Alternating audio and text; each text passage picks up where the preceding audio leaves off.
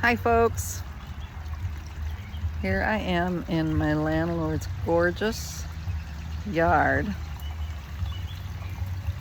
I mean, it's just beautiful over here, and there's a lake, a little pond. I was there last week or yesterday, and there's a pool and some tennis courts and a gazebo. I'll show you a little more of the space in other videos, but we are here for digestive stressor number 3.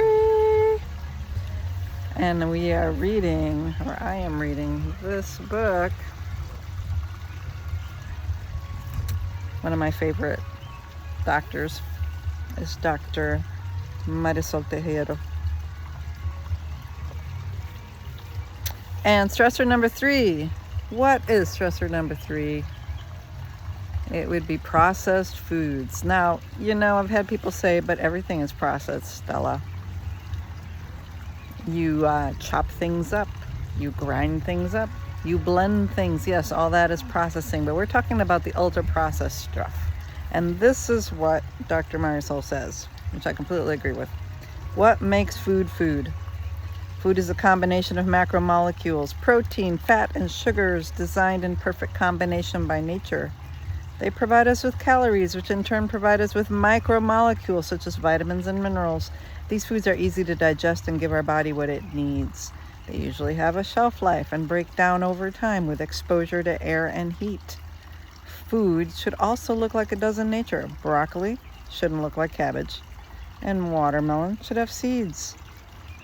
When we mess with Mother Nature, as the nutrition engineers and food manufacturers do, we usually end up causing stress to natural systems in one way, shape, or form.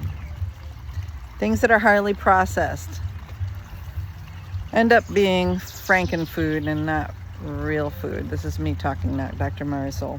Now, she goes on to talk about some studies done on highly processed foods. Heat depletes nutrients and heat depletes enzymes. And the nutritional scientists have added things like high fructose corn syrup, sodium, potassium sorbate, calcium, EDTA, and other preservatives. And we've got GMO foods that are Roundup resistant, so they're not damaged by the herbicides. And she talks about a study which is really alarming, a 2-year study on rats.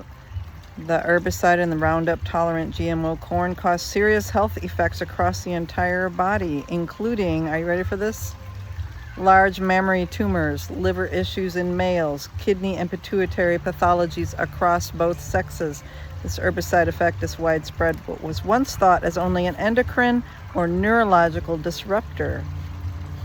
And then there's a homozygous gene called PON1, P-O-N-1.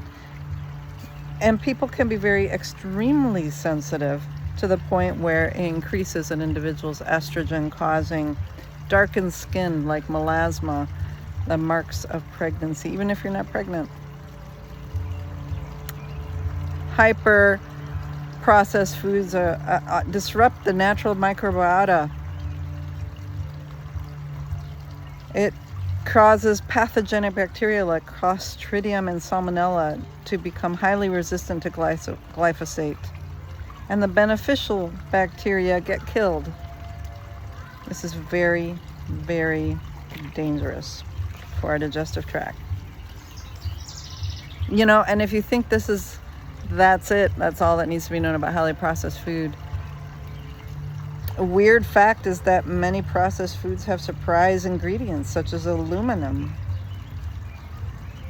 Anyway, you don't really know what you're getting in your processed food. That's the point. So stay closer to the way it looked like when it was actually walking, flying, growing. Stay closer to that and you'll do better. Tomorrow, digestive stressor number 4. See you soon.